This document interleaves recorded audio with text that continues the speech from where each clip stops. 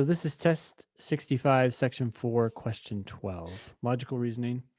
It says the best jazz singers use their voices much as horn players use their instruments. Okay. Interesting. Weird usage there, huh? With much as. Yeah. What's that mean? Did you translate that when you read it? Like, Yeah, or very similar to. Yes. right. We all learn in school that you can say like or as to use a simile, right? This is a Mm-hmm. simile, but most people only use like. Most people Mm-hmm. don't use it. No, they don't use as in this way. Mm-hmm. Yeah. But that's what's happening there. It's a simile comparing the way they use their voices to the way to the way horn players use their instruments. All right. I will admit, I did have a couple thoughts and I almost didn't share them with our listeners. But one was first trying to understand this. Okay, so this person or this sentence is claiming that the best jazz singers use their voices very similarly to the way that horn players use their instruments. Okay. And I'm like, okay, interesting claim. And then my second reaction to that was like, really? Like they're using their voices? Like, okay. I mean, whatever. Like I'm curious to hear more, but I am skeptical. Metaphor and simile are inherently potentially bullshit, right? Yep. Like, Mm-hmm. and we know better than anybody because we use metaphor and simile nonstop on Yeah. the podcast and in our classes. It can be a very powerful way of teaching, right? Is that Yes. it's like this. Oh, it's the same thing as this. Mm-hmm. Analogies, metaphors, and similes. We use them all the time, Yeah. but they're always they're all you can always I can feel a little eye roll when someone does one, right? It's like, oh Mm-hmm. boy, here we go. Really? They use Yeah. their voices the same way that horn player. Okay, it Yeah. just makes me skeptical. It is correct to always be skeptical, right? You Mm-hmm. should be trying to call bullshit. Now that might turn out to be a premise of their argument, Yep. in which case we won't argue with it. But if Yeah. that turns out to be the conclusion of this argument, then our job is to say, hey, wait a second, that might be bullshit. Yeah. So we don't know yet. So we have to maintain that level of incredulity. The very worst Mm-hmm. thing you could be on LSAT logical reasoning is credulous. That's Yeah. the worst possible insult, is that you are credulous. You just believe everything that people tell you, including us. You should call bullshit on us. But our Yep. job as savvy LSAT students is to be extremely skeptical of everything they say in these arguments. And you'll be surprised how easy the questions get if you can do that properly. That just reminded me of like students who not only believe what the LSAT is telling them in these logical reasoning arguments, but also like sometimes push back and say, well, don't I have to believe that? I mean, that's what it said. And I'm like, oh dear, it's too bad that you have that idea in your head that you just have to accept it. Yes, you have to accept premises, but you don't have to accept the conclusion. And that's exactly what we're talking about. We don't know whether this is a premise or a conclusion yet. So we are We don't know maintaining that. our distance, right? Mm-hmm. Yeah. We'll get through the whole argument and then we'll go, oh, I see. This was your evidence and this was your conclusion. Does your conclusion follow from your evidence? I'll now let go of my skepticism about your evidence because I'm just going to accept that as fact, and then Mm-hmm. see whether they actually got to their conclusion from those facts, and which they rarely do. Yeah. That's the game. This argument continues. The great Billie Holiday thought of her singing voice as a horn, reshaping melody and words to increase their impact. Well, hold up. Okay, I hate this. I mean, this sounds like evidence for the first claim. I hate it because what Billie thought doesn't have anything to do with whether that's actually true. I mean, it has something, like maybe Yeah, she's right, but I mean, her testimony would certainly be worthy of considering, right? Like, sure, if it this would was a be court worthy of case considering. Mm-hmm. about whether the best jazz singers use their voices much as horn players use their instruments, And if she's like, I and if do. I were on the other side, like Mm-hmm. let's say I'm the attorney for yes, they do, and you're the attorney for no, they don't. Mm-hmm. If I could call the great Billie Holiday to the stand and ask her for her professional opinion, like I could Yeah. establish her credentials pretty easily, and her saying, "Oh yes, I, the great Billie Holiday, do use my voice as a horn." It's hard to think of better evidence for whether jazz singers, the best jazz singers, Billie Holiday being one of them. My rebuttal would still be, I love that you thought you were doing that, but you were not. You can make that objection, but I think Billy and I might have a winning case here. The masses are always credulous. Okay. Okay, Anyways, but the thing we have done though here, Ben, yeah, is I yeah, think we have already identified that second sentence is a premise in support of the first. yes. Okay. Conversely, jazz horn players achieve their distinctive sounds by emulating the spontaneous twists and turns of an impassioned voice.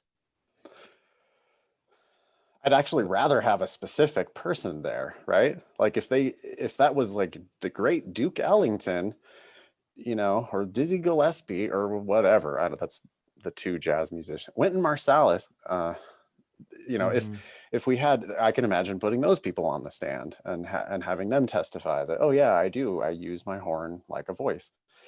That would be good evidence for the proposition that the best jazz singers use their voice as much as horn players use their instruments.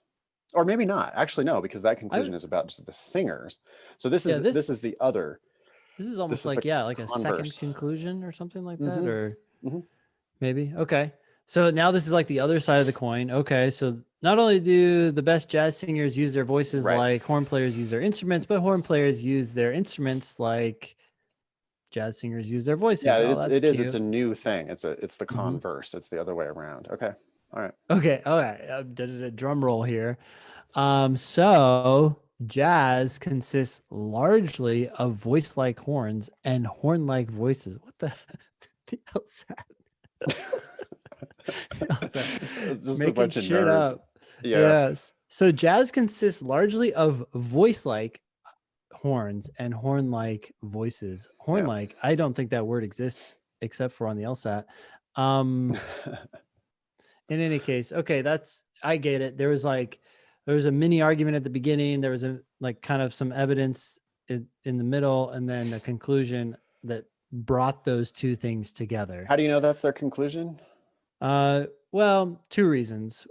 One, so kind of suggests it's a conclusion, but that could be an intermediate conclusion. So I don't know that for sure. But really, I know this because the ideas that came before are being used and can be used to support this last claim. Yeah. I find that keyword to be very helpful, though. I mean, when they Mm-hmm. say so or therefore, um, it's 8 times out of 10, that's going to be the ultimate conclusion of their argument.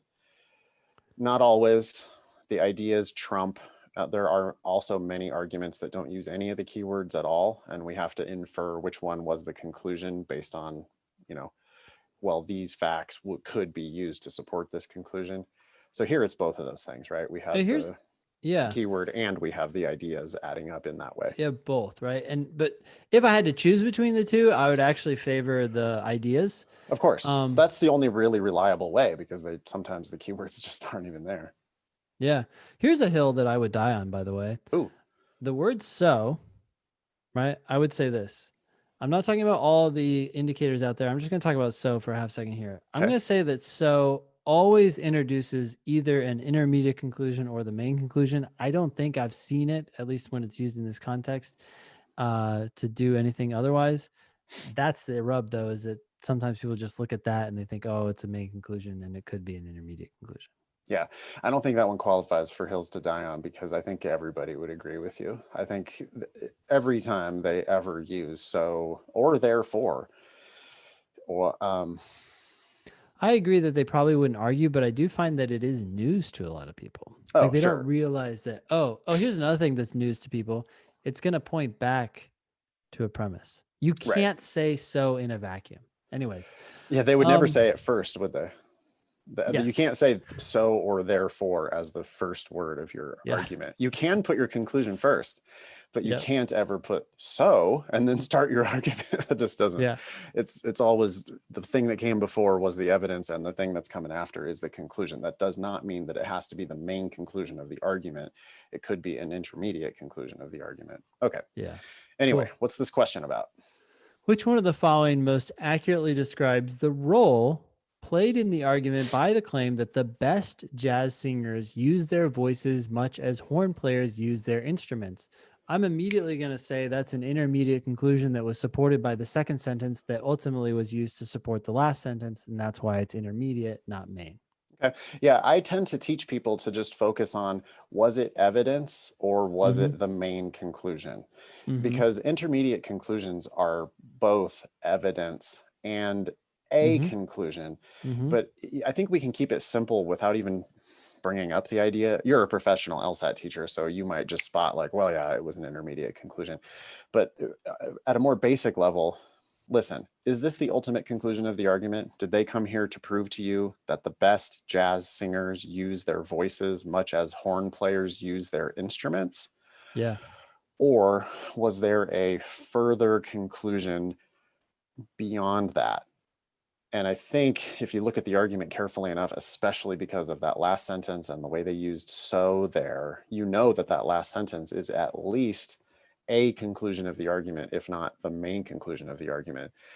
They're not asking us about that. They're asking us about a different part of the argument. Mm-hmm. So we have to, first thing is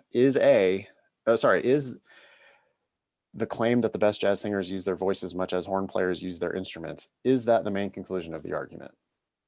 No. Yeah. So that's what I would go, nah, it was part of the argument, but not the main conclusion. All right. I mean, I would say that I don't think it's, I think if you're paying attention, it's not too hard to No, I also agree.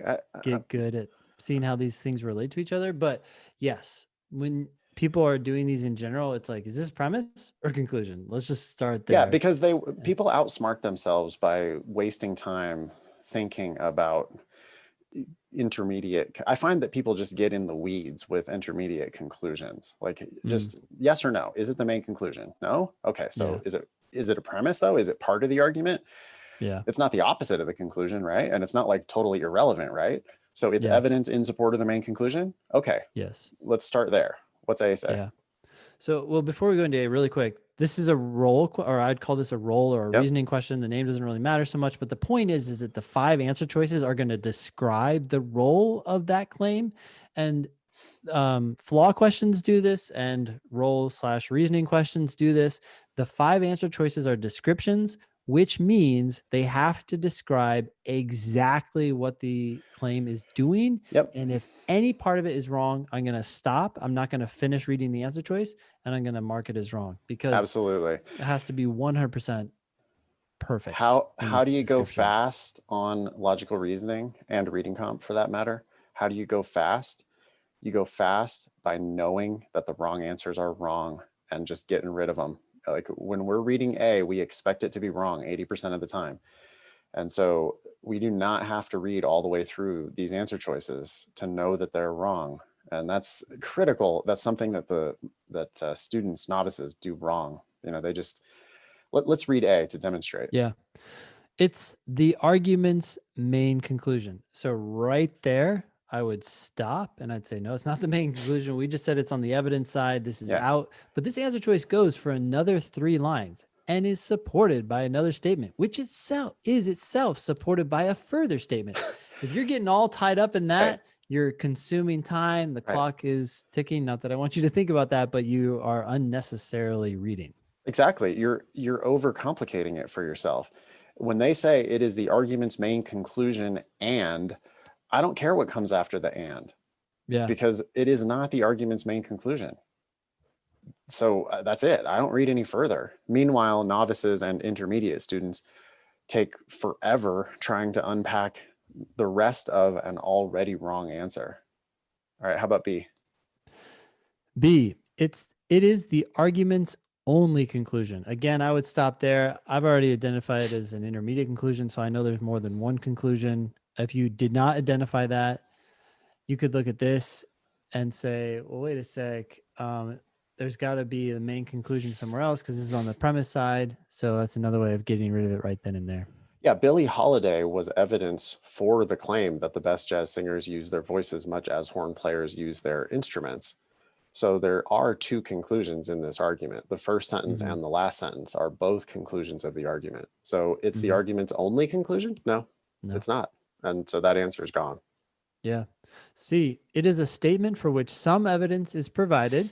Yeah, the second Billie sentence Holiday. about Billie Holiday was evidence provided for it, and in which, and which in turn is used to provide support for the argument's main conclusion. Yes, that's what an intermediate conclusion does. And yes, this was what we identified as a premise or evidence for the main conclusion. So Yeah. this is, to make it this is good. Really explicit, Billie Holiday is the primary evidence for the intermediate conclusion that the best jazz singers use their voices much as horn players use their instruments, which is in turn used to support the argument's main conclusion that jazz consists largely of voice-like horns and horn-like voices.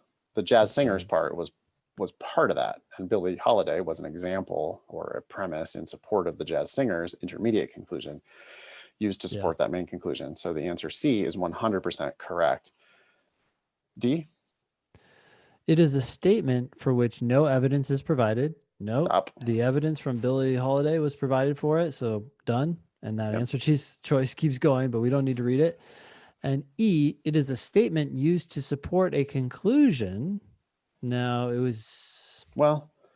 Oh, okay. It was used to support a conclusion, the main conclusion. That in turn is used to support the argument's main conclusion. No.